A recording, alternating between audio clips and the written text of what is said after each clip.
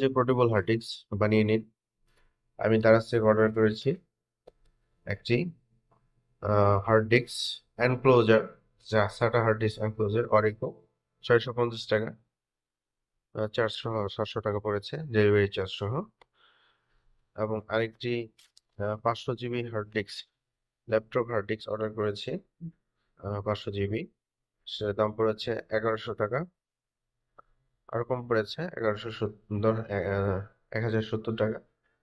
তো সব মিলিয়ে হচ্ছে 1700-1800 টাকায় আমি একটি 500 জিবি পোর্টেবল হার্ড ডিস্ক বানিয়ে ফেললাম। তো ভালো মানের একটি পোর্টেবল হার্ড ডিস্ক কিনতে 3 থেকে 4 হাজার টাকা প্রয়োজন হয়।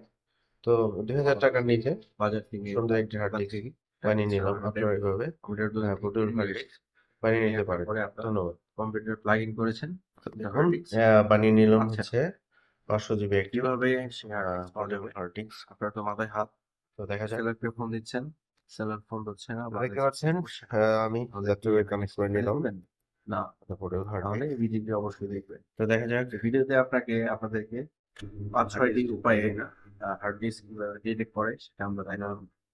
চ্যানেলটি সাবস্ক্রাইব করবেন এবং ভিডিওটি শেয়ার করবেন, কমেন্ট করে জানাবেন যদি কোনো কোশ্চেন থাকে, তাহলে কমেন্টে জানাবেন।